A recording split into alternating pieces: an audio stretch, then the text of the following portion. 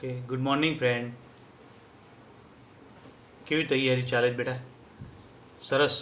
Okay, તો તૈયારી regular, સારી, વ્યવસ્થિત કરતા રહેજો. બરાબર? જો તૈયારી સારી હશે તો જ આગળ જતાં મજા આવશે. ઓકે, હવે મેસેજ તમને થઈ ગયું હશે કે બે મહિનાના એન્ડમાં કેમિસ્ટ્રીમાં, ફિઝિક્સમાં, મેથ્સ બાયોલોજીમાં ટેસ્ટનું આયોજન કરેલ છે. એ ટેસ્ટનું જે આયોજન કર્યું છે એમાં આપણે કેમિસ્ટ્રીમાં જે બોર્ડમાંથી પેપર આવશે એમાં પહેલું ને બીજું ચેપ્ટર હશે. બીજું ચેપ્ટર પહેલું ચેપ્ટર તો પતી જશે. બીજું ચેપ્ટર જ્યાં સુધી ચાલ્યું હશે ત્યાં સુધીના ટૉપિક તમે તૈયાર કરજો. બરાબર? પ્રશ્નો એ પ્રમાણે હું સેટ કરી દઈશ. ઓકે બેટા? બરાબર? તો બહુ ટેન્શન કરતા નહીં. ઓકે, તો ધ્યાન રાખજો. હવે આગળના ટૉપિકમાં આપણે સમજવાનો પ્રયત્ન કરીએ તો સમીકરણનું સંતુલન. તો સમીકરણના સંતુલનના ટૉપિકમાં આપણે કેટલાક સમીકરણનું સંતુલન સમજીશું. કેટલાક સમીકરણના સંતુલનની ચર્ચા અહીંયા આગળ કરીએ તો સમજીએ કે ભાઈ સમીકરણના સંતુલનનો ટૉપિક કેવો છે, કયા પ્રકારનો છે. બરાબર? તો એ સમજવાનો ટ્રાય કરીએ અને એને સમજવાનો પ્રયત્ન કરીએ. બરાબર? તો હવે રાસાયણિક પ્રક્રિયાના સંતુલનમાં કાલે શરૂઆત કરી દીધી હતી. 2 સમીકરણ આપણે સોલ્વ પણ કર્યા હતા. હવે એક બીજું સમીકરણ સોલ્વ કરવાનો પ્રયત્ન કરીએ બેટા. તો જોતા જજો. C3H8 plus O2. હવે મને કહો કે કોઈ પણ હાઇડ્રોકાર્બન હોય એની હવાની હાજરીમાં દહન પ્રક્રિયા કરીએ તો નિપજ શું મળે? તો તમને નિપજ તરીકે કાર્બન ડાયોક્સાઇડ અને પાણી જ મળે. આ કમ્પલસરી નિપજ છે. બરાબર? તો કંઈ ન કહ્યું તો નિપજ તરીકે યાદ રાખજો. એટલે એવા કોઈ હશે કે જેની અંદર તમને હાઇડ્રોકાર્બનના ઓક્સિજન સાથેની પ્રક્રિયા નિપજ કંઈ કહી જ નહીં હોય. અને જો નિપજ કંઈ પણ ના કહ્યું હોય, કોઈ પણ જાતનો ઉલ્લેખ ન થયો હોય તો CO2 ને H2O ગણી લેજો. ઓકે, હવે ધ્યાન આપો બેટા કે સમીકરણના સંતુલનની વાત કરીએ તો સરળ છે, એકદમ ઇઝીલી ક્લિયર થઈ જાય એવું છે. કાર્બન કેટલા છે? 3. તો અહીંયા 3 વડે ગુણી દો. ઓકે, હાઇડ્રોજન 8 છે તો અહીંયા આગળ 8 હાઇડ્રોજન કરવા માટે કેટલા વડે ગુણીશું? 4 વડે. 4 દુ 8 થઈ ગયા. હવે નિપજ બાજુ ઓક્સિજન ગણી લો. 3 દુ 6 અને 4 દુ 8, સોરી 4. તો 3 દુ 6 અને 4 એટલે 10 થયા. તો આ બાજુ 10 કરવા માટે 5 વડે ગુણી દો. તો મતલબ આ એક સમીકરણનું સંતુલન આપણે જોઈ ગયા. ઓકે, હવે આવા ઘણા બધા સમીકરણના સંતુલન તમે કરી શકો છો. સંતુલન કેવી રીતે થશે, કયા પ્રકારે થશે, તો એને આપણે સમજવાનો પ્રયત્ન કરીશું. ઓકે બેટા? તો અહીંયા આગળ ધ્યાન આપો કે ભાઈ એક સમીકરણ અહીંયા આગળ લખું છું. NH3 plus O2. તો એની અંદરથી નિપજ તરીકે આપણને મળે છે NO plus NH3 plus O2. તો નિપજ તરીકે NO પ્લસ H2. ઓકે, તો હવે આ પ્રક્રિયા થોડી વિશિષ્ટ છે, જેમાં કોમ્પ્લિકેશન વધારે છે. અને જો વધુ કોમ્પ્લિકેશનવાળી આવી પ્રક્રિયાઓ આવતી હોય તો એ પ્રક્રિયા માટે થોડું યાદ રાખો બેટા કે ટ્રાય એન્ડ એરર મેથડ અપનાવવી પડશે. ટ્રાય એન્ડ એરર મેથડ મતલબ પ્રયત્ન કરો, ભૂલ પડે તો ફરીથી ટ્રાય કરો. કારણ કે બધા સમીકરણ એવા નહીં હોય કે એક જ ટ્રાયમાં તમારા સમીકરણનું સોલ્યુશન આવી જશે. દાખલા તરીકે ભૂલ પડશે, જોજો ભૂલ પડશે, પણ ફરીથી પ્રયત્ન કરીશું. ઓકે, તો ધ્યાન આપજો બેટા અને સમજજો. શું કરીએ? ધારો કે અહીંયા ઓક્સિજન બેકી સંખ્યામાં છે. ઓક્સિજન બેકી સંખ્યામાં ચાલે, આ બાજુ બેકી સંખ્યામાં લાવવો પડશે. તો અહીંયા આગળ 2 વડે ગુણી દઈએ, અહીંયા 2 વડે ગુણી દઈએ. ઓકે, તો હવે મને કહો કે હાઇડ્રોજન 4 થયા. બરાબર? તો અહીંયા હાઇડ્રોજન 4 થયા, અહીંયા તો 3 છે. હવે એવો કોઈ ગુણક મૂકી જ ના શકાય જેના કારણે હાઇડ્રોજન 4 થાય. કોઈ શક્યતા જ નથી. ક્લિયર? તો હવે આ પરિસ્થિતિમાં કરવું શું? તો આપણે નાઇટ્રોજન પણ જો 2 છે તો અહીંયા 2 વડે ગુણો તો હાઇડ્રોજન તો 6 થઈ જાય. તો એ પરિસ્થિતિમાં અહીંયા આગળ પ્રયત્ન કરવો પડે. ધારો કે આ પ્રયત્નની અંદર આ 2 ને કાઢીને અહીંયા 4 મૂકીએ. ચલો હું બોલું છું, ક્લિયર છે? તો અહીંયા 4 મૂક્યા, આપણે પ્રયત્ન કર્યો, સંખ્યા વધારી દીધી. બેકી સંખ્યા 3 ના મૂકી શકીએ કારણ કે એકી સંખ્યા થઈ. આપણે ઓક્સિજન તો બેકી સંખ્યા જાળવી રાખવાની છે. 4 મૂક્યા, નાઇટ્રોજન 4 થયા. અહીં 4 મૂકો, બરાબર. હવે ધ્યાન આપો બેટા, હાઇડ્રોજન 4 તરી 12 થઈ ગયા. 12 હાઇડ્રોજન કરવા માટે 2ની જગ્યાએ અહીંયા 6 મૂકવા પડે. આગળ ગુણક જ છે પણ લખ્યું જ મેં નીચે. ઓકે, 6 મૂકેલા થઈ ગયા હાઇડ્રોજન 12. હવે ઓક્સિજન ચેક કરી લો, અહીંયા 6 ને અહીંયા 4, 10 એટલે અહીંયા 5 વડે ગુણી દો. સમીકરણ સંતુલિત થઈ ગયું. તો આમ જોવા જઈએ તો બહુ સરળ વાત થઈ, પણ તો આવા સમીકરણને સંતુલિત કરવા માટે ટ્રાય એન્ડ એરર મેથડ અપનાવવી પડે. મતલબ પ્રયત્ન કરો, ભૂલ પડે તો ફરીથી પ્રયત્ન કરો. ઓકે, તો હજી કદાચ સેટ થઈ ગયું, કદાચ ના થયું હોય તો હજુ પ્રયત્ન કરવો પડે, અને હજી ભૂલ પડે તો ફરીથી પ્રયત્ન કરો. પ્રયત્ન કરે જ જવું પડે, સતત પ્રયત્ન ચાલુ રાખવો પડે, તો જ આવા સમીકરણોનું સંતુલન થશે. નહીતર આવા સમીકરણના સંતુલન મુશ્કેલ છે, બરાબર. પણ આ સમીકરણના સંતુલન માટે કંટાળી જશો, ચાલશે નહીં. ઓકે બેટા, ઠીક છે. તો ક્લિયર કરતા જજો, સમજતા જજો. હવે કેટલાક સમીકરણો તમને હોમવર્કમાં આપું છું કે જે સમીકરણો પણ આ રીતના જ છે, કોમ્પ્લિકેશન આવી જશે. કોમ્પ્લિકેશનવાળા જ સમીકરણો તમને આપું છું, જેના કારણે તમને થોડી તકલીફ પડશે. ઓકે, તો C2H5 પ્લસ O2, તેમાંથી બનશે CO2 પ્લસ H2. ચલો એક આનું સંતુલન કરજો, હોમવર્કમાં છે. ઓકે, ચલો એક બીજું લઈ લઉં છું. કાલના વિડીયોમાં આના જવાબ હું લખી દઈશ. ઓકે, અને કાલના વિડીયોમાં આ જવાબ તમને મળી જશે, એટલે આજનો દિવસ પ્રેક્ટિસ કરજો. નેક્સ્ટ વિડીયોમાં આના જવાબ જ તમને સીધા મળી જશે, ટેન્શન ના કરતા, બરાબર. હવે બીજું એક છે કે ભાઈ Cu પ્લસ HNO3, એની અંદરથી નિપજ તરીકે તમને મળશે CuNO3 twice plus NO2 plus H2O, બરાબર. ચલો એક બીજું છે Cu પ્લસ HNO3. તો અહીંયા આગળ સીની જગ્યાએ કોપર લઈશું બેટા, કોપરની જગ્યાએ કાર્બન ગણીશું. તો આ ના ગણતા C પ્લસ HNO3, એમાંથી બનશે CO2 plus H2O plus NO2. હવે એક ચોથું સમીકરણ જુઓ, P4 પ્લસ HNO3. HNO3 વાળા જ બધા સમીકરણ છે. ઓકે, H3PO4, H2O અને NO2. હજુ પણ એક HNO3 વાળા લઈ લઉં છું, તો H2SO4, H2O અને NO2. તો એક આટલા સમીકરણો તમે એક આવા સોલ્વ કરજો. ચલો એક બીજું સમીકરણ આપું છું કે જેમાં વાત આવે છે CuSO4 પ્લસ PH3, એની અંદરથી વાત આવે છે Cu3P2 પ્લસ H2SO. કેટલાક પોઈન્ટ અહીંયા આગળ જે હું ચર્ચા કરું છું બેટા, એ નીટ સાથે સંકળાઈ પણ જાય છે. અને તમને એમ થાય સાહેબ નીટના ટોપિક, તો કેટલાક આવા ભારે સમીકરણનું સોલ્યુશન કરો જે નીટ સાથે સંકળાયેલો ટોપિક છે. આમ છતાંય આવા જ બીજા ભારે ભારે દાખલા, ભારે ભારે પ્રશ્નો સાથે નીટના અલગ લેક્ચરની પણ આપણે આયોજનની વાત કરીશું. ઓકે બેટા, તો નીટનું અલગથી લેક્ચર જે છે એ લગભગ સોમવારે એક લેક્ચર હું મૂકીશ, મતલબ કે આના એક એપિસોડ પછી. ઓકે, તો આના પછીના એપિસોડથી નીટનું એક્સ્ટ્રા લેક્ચર અંદર એડ થતું જશે, એટલે નીટની પણ તૈયારી થશે. ઓકે બેટા, હવે એક બીજો ટોપિક અહીંયા આગળ ચર્ચા કરવી છે.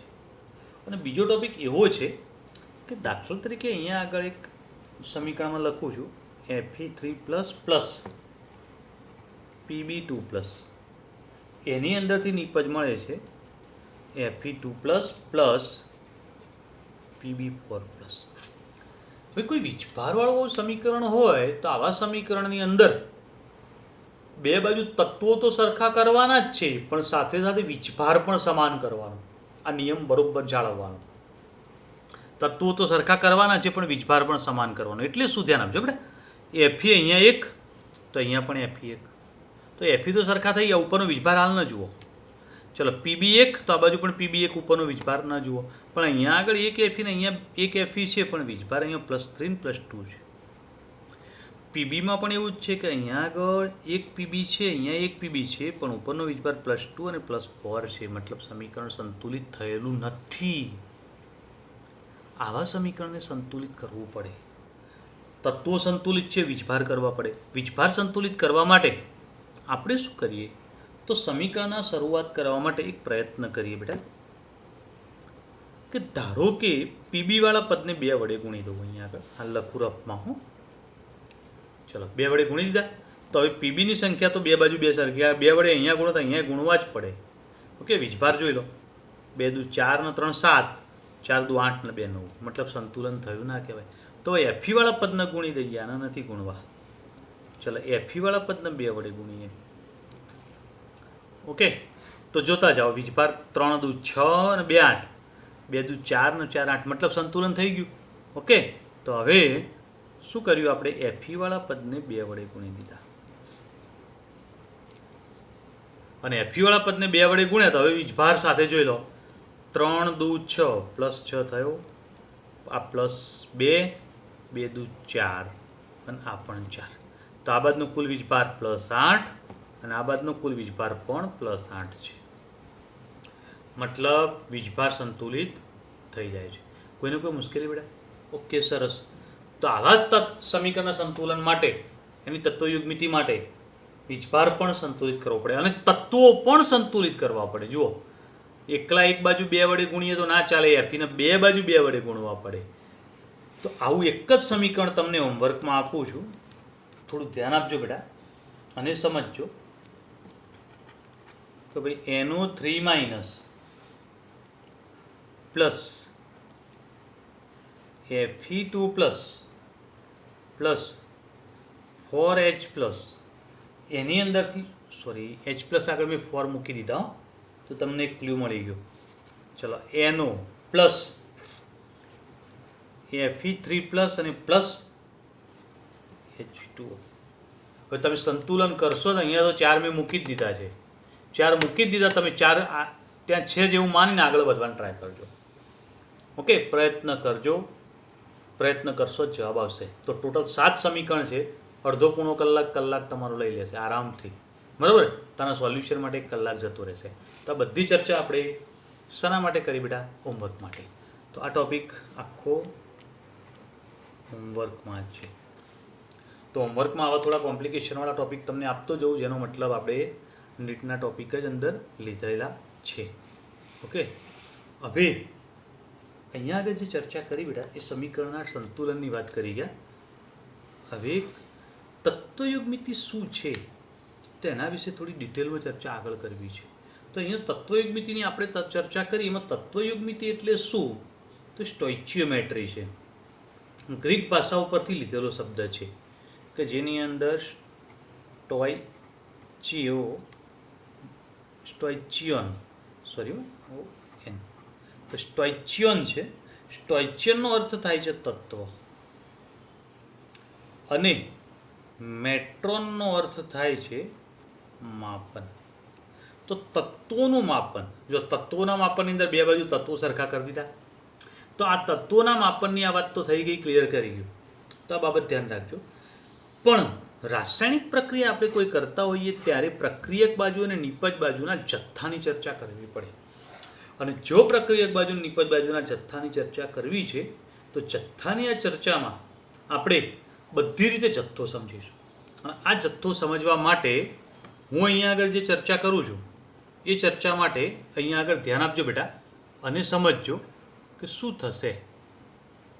તો એ ચર્ચા અહીંયા આગળ ક્લિયર કરાવતો જાઉં છું. સમીકરણ એક લખું છું. CH4 gases plus O2 gases, એની અંદરથી શું બનશે બેટા? CO2 gases plus H2O gases. હવે H2O gases લખ્યોનો મતલબ પાણી પણ પ્રવાહી અવસ્થામાં લીધેલું છે. જનરલી પાણીની અવસ્થા વાયુ હોય, બરાબર? તો અહીંયા આગળ ગેસીસ લખ્યું મતલબ એ વાયુ છે, પણ જનરલી કયા અવસ્થામાં હોય છે? તે પ્રવાહી અવસ્થામાં. તો પાણી જે છે એ ગેસીસ અવસ્થામાં લખ્યું છે, જી લખ્યું છે બેટા, મતલબ વાયુ અવસ્થામાં. જનરલી H2O કઈ અવસ્થામાં હોય? તો લિક્વિડમાં હોય. તો આ બાબત ધ્યાન રાખવાની. તો જનરલી પ્રવાહી, પણ આપણે અહીંયા આગળ વાયુ અવસ્થામાં લીધું. ચલો હવે એવું બોલવું ધ્યાન આપજો બેટા. તો પહેલાં સમીકરણને સંતુલિત કરી દઈએ. તો હાઇડ્રોજન 4 છે, તો આ બાજુ 4 કરવા માટે 2 વડે ગુણીએ. ઓકે, આ બાજુ ઓક્સિજન 2 અને 2 4 થયા, તો અહીંયા આગળ 2 વડે ગુણી દો.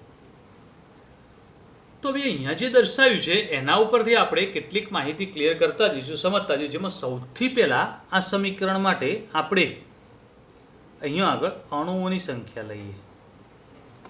તો CH4 છે એને આગળનો ગુણક એક જ છે, તો મતલબ અણુની સંખ્યા એક જ થઈ. O2માં આગળ 2 લખેલા તો અણુઓની સંખ્યા 2 છે. ચલો CO2ના આગળ એક જ છે, તો મતલબ અણુઓની સંખ્યા એક જ છે. આમાં 2, તો અણુઓની સંખ્યા 2. તો અણુઓની સંખ્યા માટે મેં જે ચર્ચા કરી આ ધ્યાન રાખો. હવે આ અણુઓની સંખ્યા સમીકરણ મુજબ છે, પણ મોલ ઉપરથી અલગ વાત કરીશું. તો મોલ કેટલા? તો આ જેટલા અણુઓની સંખ્યા એટલા જ મોલ.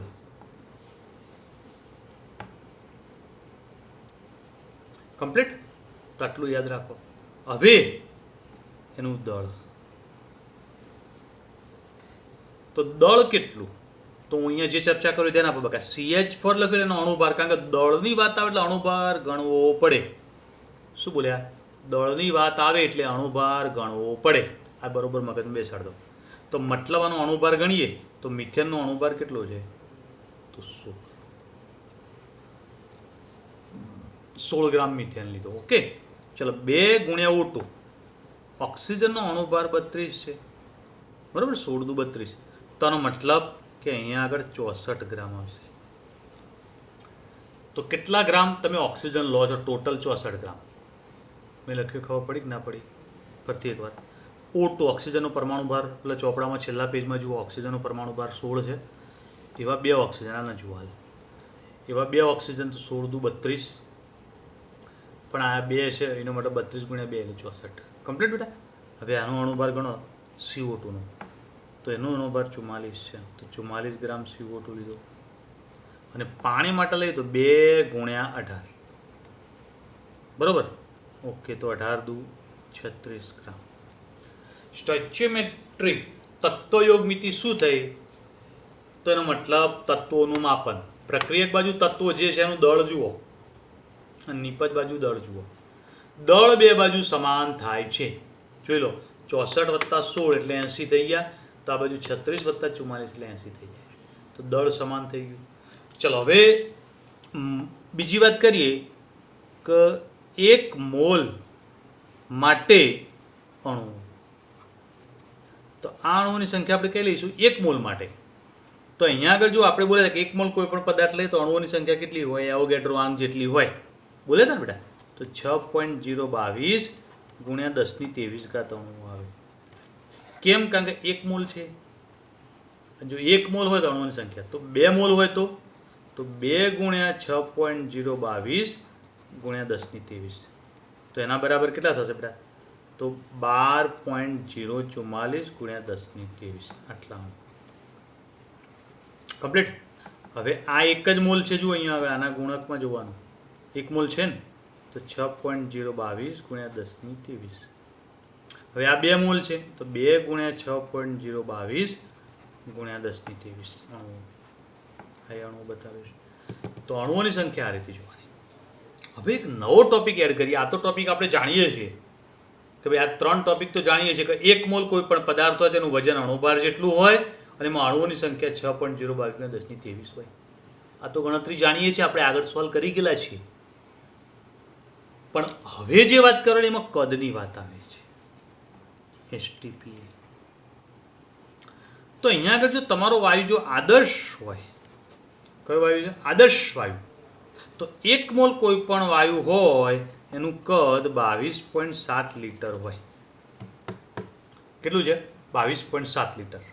તો 2 મોલ હોય તો 2 ગુણ્યા 22.7, તો બરાબર કેટલું થશે?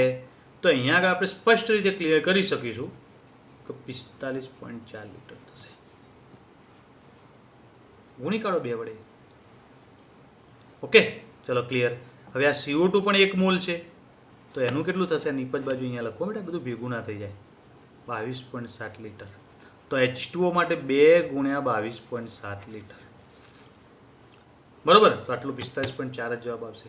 જો આદર્શ વાયુ હોય તો આ, પણ આદર્શ વાયુ ના હોય, બિન આદર્શ હોય તો અહીંયા આગળ ધ્યાન આપો બેટા, એનું કદ થઈ જાય 22.4 લીટર. તમને એક પ્રશ્ન થાય, સાહેબ ખબર કેવી રીતે પડે કે આદર્શ કે બિન આદર્શ? તો કોઈ વાયુ છે એના માટે આદર્શ શબ્દ વાપર્યો જ હશે, આદર્શ છે તો આટલું કરી લેવાનું. આદર્શ શબ્દ ના વાપર્યો તો આટલું લેવાનું. મોટાભાગના દાખલામાં આ જ લેવાનું હશે. 22.4 હશે.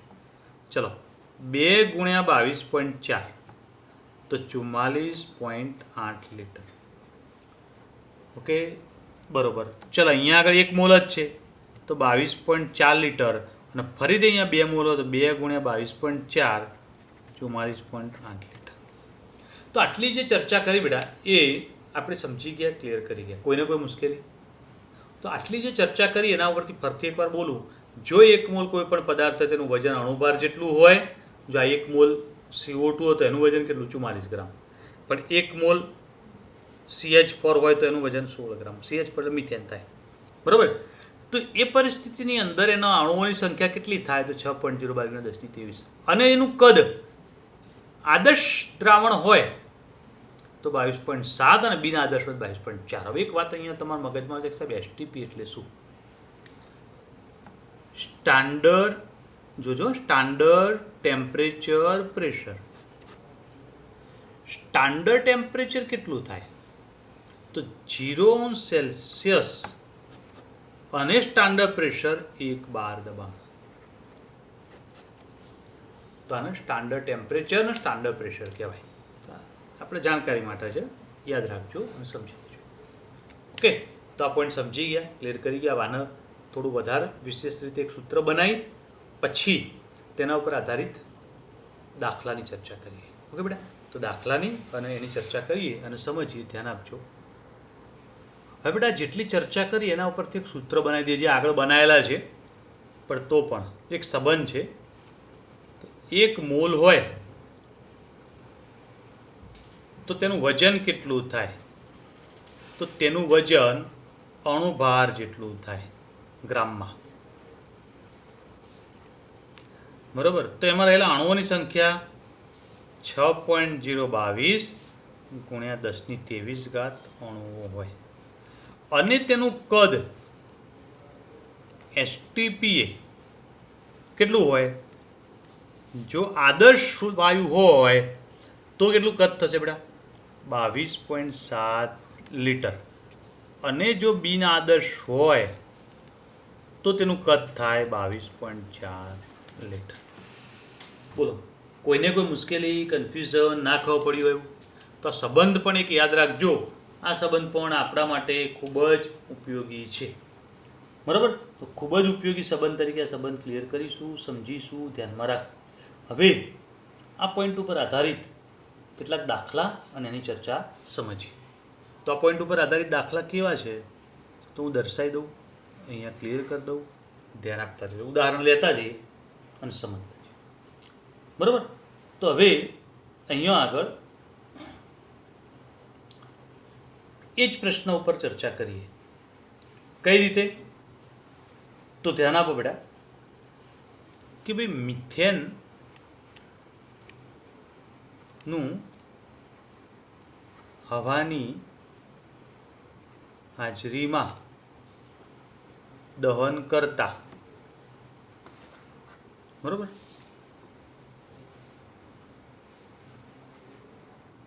75 ગ્રામ મિથેન લેવાથી કેટલા ગ્રામ CO2 મળે અને કેટલા લીટર H2O મળે?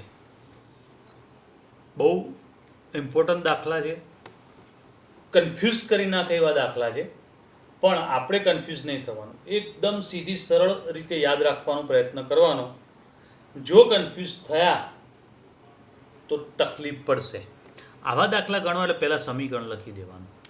મિથેનનું હવાની હાજરીમાં દહન. મિથેન એટલે ચલો CH પર તો અમુક બેઝિક નોલેજ આવડવું જોઈએ. ઓકે બેટા, પ્લસ O2. હવે એની અંદરથી પ્રક્રિયા થાય તો CO2 અને H2O મળે. આગળના સમીકરણમાં પણ મેં વાત કરી હતી. આટલું લખ્યા પછી સમીકરણનું સંતુલન કરતો. હાઇડ્રોજન 4 એટલે 2 વડે ગુણીશું, 2 ને 2 4 એટલે અહીંયા 2 વડે ગુણીશું. ઓકે બેટા, હવે હું જે બોલું એ બરોબર ધ્યાન આપજો.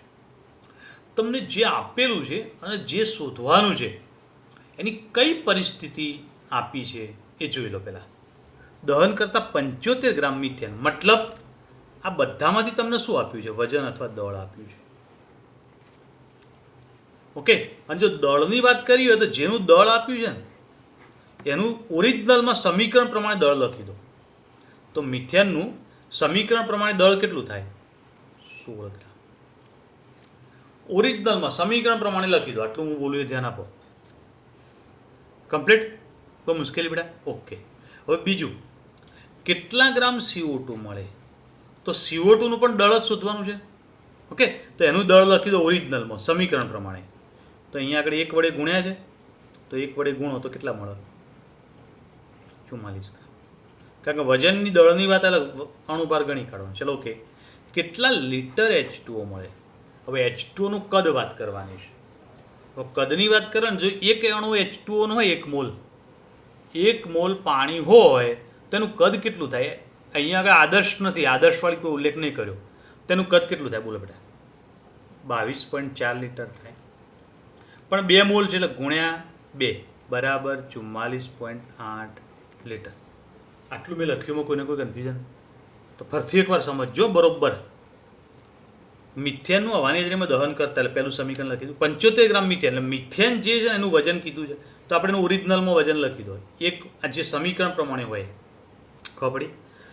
કેટલા ગ્રામ CO2 મળે? તો CO2 નું પણ શું લખી દીધું? વજન જ માગ્યું છે, વજન. પણ પાણી માટેનું કદ માગ્યું છે લીટરમાં. તો એ લીટરમાં કદ માગ્યું તો H2O નું કદ લખી દો. હવે જો એક H2O નો અણુ હોય તો કદ 22.4 લીટર હોય 1 મોલ માટે, તો 2 મોલ માટે 44.8 થાય. ચાલો આટલું લખાઈ ગયું.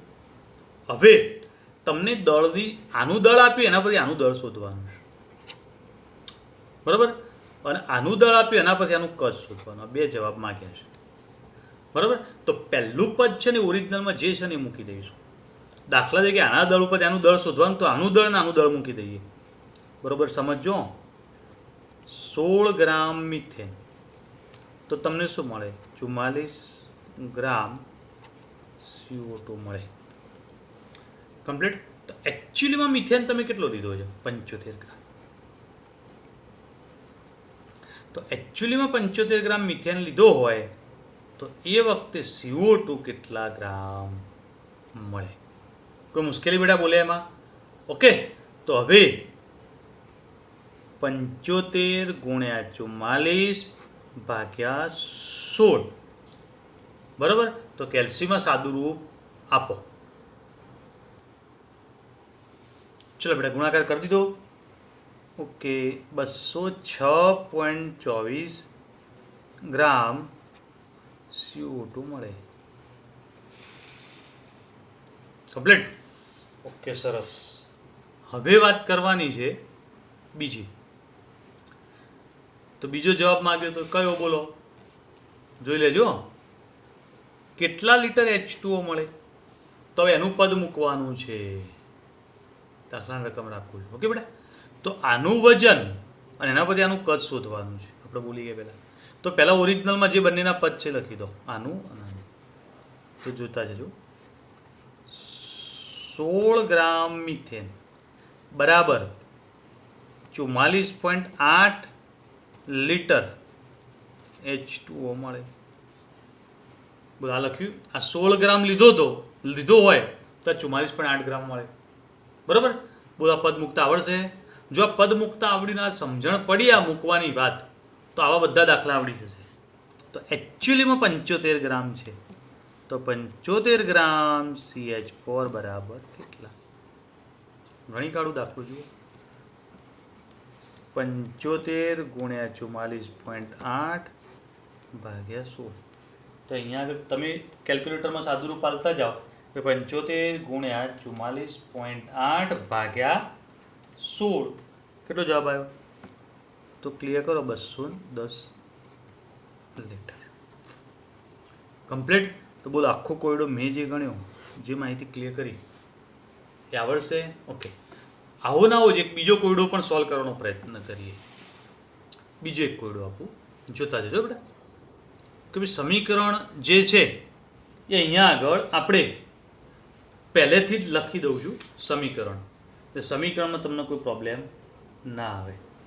ઓકે, તો જોતા જાઓ. NH3 પ્લસ O2 એની અંદરથી મળશે, sorry NO plus H2. NO2 નથી, NO જ છે ખાલી.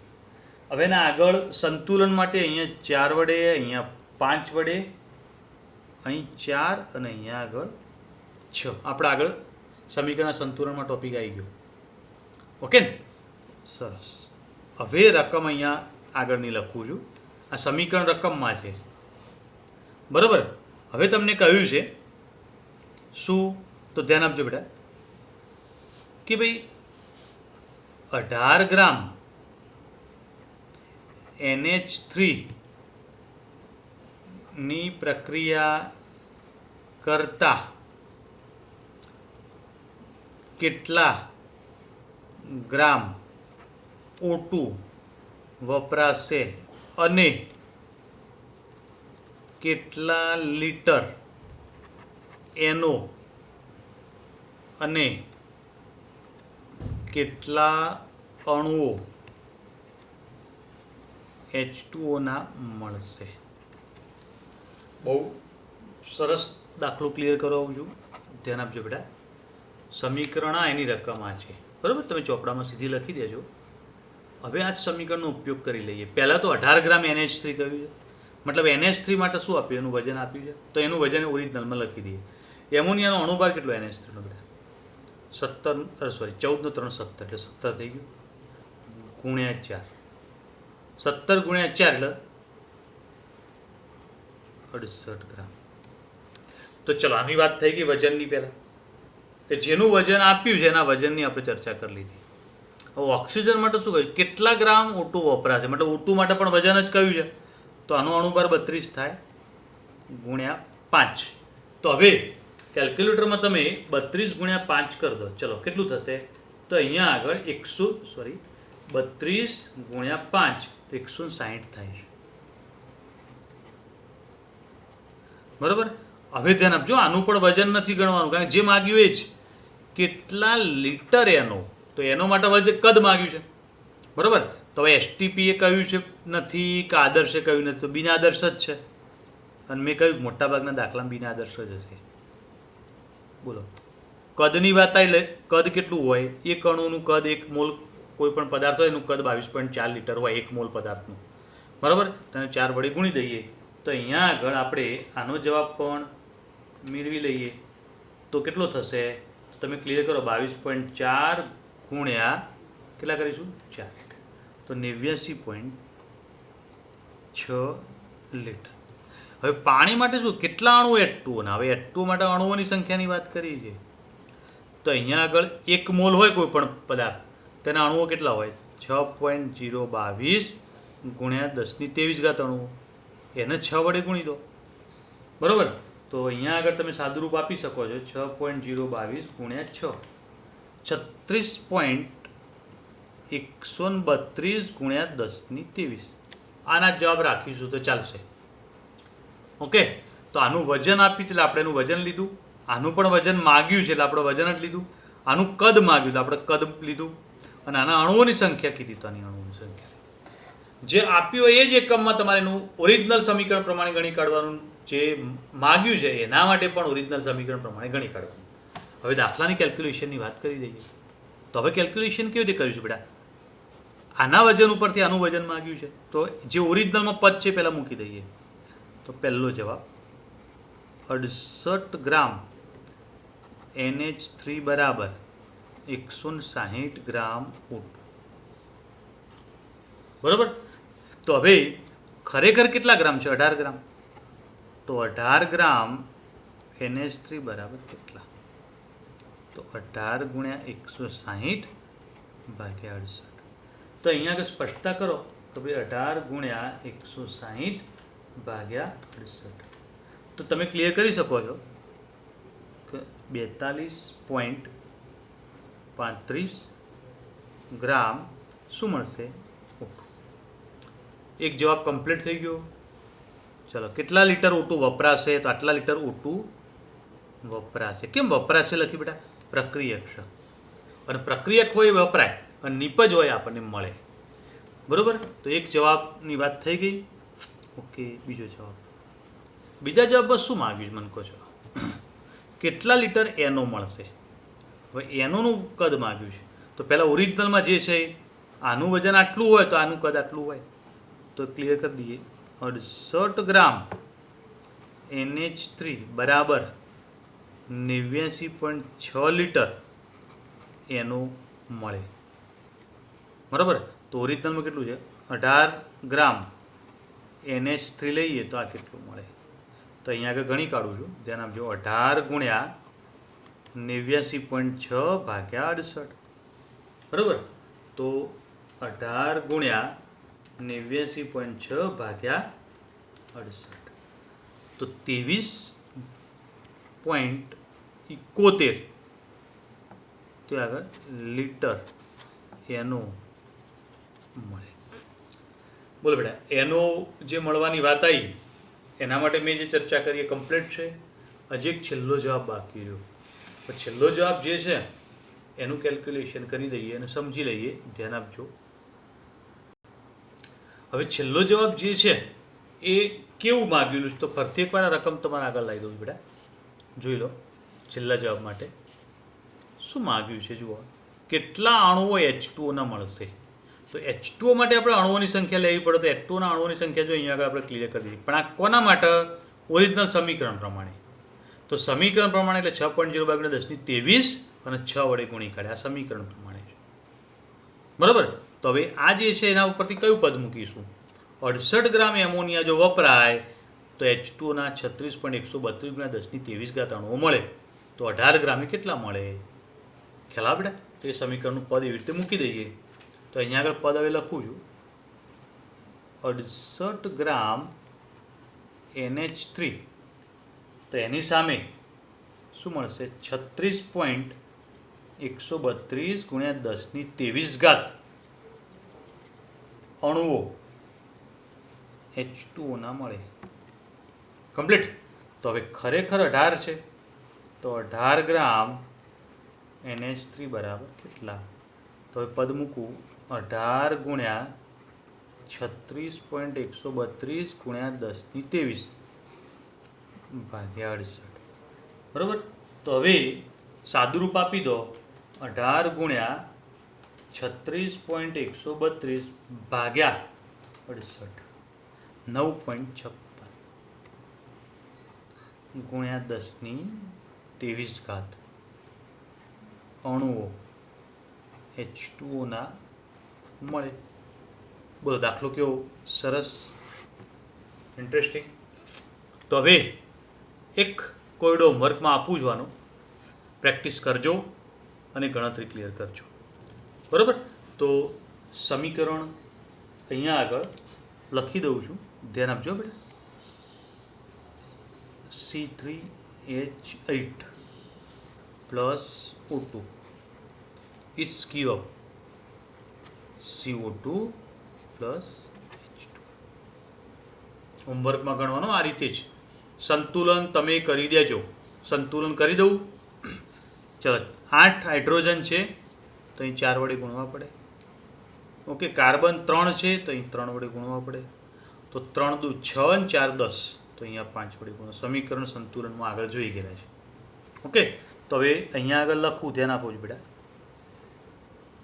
કે ભાઈ 75 ગ્રામ O2 વપરાય. અહીંયા O2 વપરાવાની વાત છે એટલે પહેલી શરૂઆત અહીંથી કરવાની. આના આટલાય આ કેટલા, આના આટલા, એના પદ અહીંયા મૂકવાનું. જે આગળના દાખલામાં આપણે પદ કોનાથી મૂક્યું? NH3 થી મૂક્યું હતું ને. અહીંયા તમારે O2 થી શરૂઆત કરવાની, પહેલું પદ O2 નું, પછી જે શોધવાનું એનું પદ પાછળ રાખવાનું, બરાબર. તો 75 ગ્રામ O2 વપરાય તો કેટલા લીટર C3H એટલે પ્રોપેન વપરાશે અને કેટલા અણુઓ CO2 ના મળશે જ્યારે કેટલા લીટર H2O મળશે. તો પહેલાં જે રકમ વાંચી, આગળના બે કોયડા ગણ્યા એ પ્રમાણે બરાબર સમજી અને આ કોયડો ક્લિયર કરતા જજો, તો આવડી જશે અને ક્લિયર થશે, નહીંતર તકલીફ પડશે. આવા જ બીજા કોયડા ફરીથી પણ આપીશ પ્રેક્ટિસ માટે, બરાબર. આગળના ટોપિક ચલાવીશું એ અલગ વસ્તુ છે, પણ આ કોયડા તો તમને હોમવર્કમાં આપે જ જઈશ, આવા સમીકરણ લખતો જઈશ અને આટલા પદ ઉપરથી તમારે ગણતરી કરી દેવાની. ઓકે બેટા, તો એ ગણતરી કરજો અને પ્રેક્ટિસ કરજો. આજનો ટોપિક અહીંયા ક્લિયર કરીએ. Okay, good day.